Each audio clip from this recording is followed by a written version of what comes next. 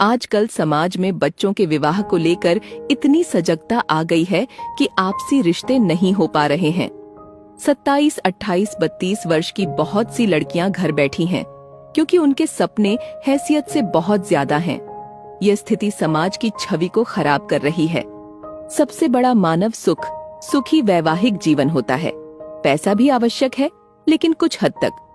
पैसों की वजह से अच्छे रिश्ते ठुकराना गलत है।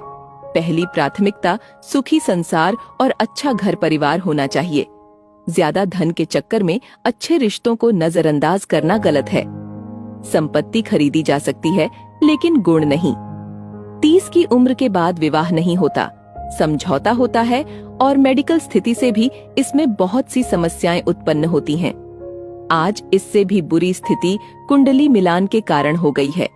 हम अच्छे लड़के और घर के होने के बावजूद कुंडली की वजह से रिश्ते छोड़ देते हैं। 36 में से 20 या फिर 36 के 36 गुण मिलने पर भी जीवन में तकलीफें हो रही हैं, क्योंकि हमने लड़के के गुण नहीं देखे। बेटी के रिश्ते के लिए लड़के में 24 कैरेट का सोना खरीदने जाते हैं और 4-5 साल व्यतीत हो जाते हैं। उच्च शिक्षा या जॉब के नाम पर भी समय व्यतीत कर देते हैं। लड़के देखने का अंदाज भी समय व्यतीत का अनोखा उदाहरण हो गया है। खुद का मकान, फर्नीचर, कमरे, गाड़ी, रहन सहन, खान पान, भाई बहन, बंटवारा, माँ बाप का स्वभाव, नाते रिश्तेदार, कद, रंग रूप, शिक्षा, कमाई, बैंक बैलेंस और सोशल मीडिया पर एक्टिवनेस जैसी बातें पूछी जाती हैं। हालात ऐसे हैं कि माँ बाप की नींद 30 की उम्र पर खुलती है। फिर 4-5 साल की दौड़ धूप बच्चों की जवानी को बर्बाद कर देती है। इस वजह से अच्छे रिश्ते हाथ से निकल जाते हैं और माँ बाप अपने ही बच्चों के सपनों को चूर चूर कर देते हैं। एक समय था जब खानदान देखकर रिश्ते होते थे, जो लंबे भी निभते थे।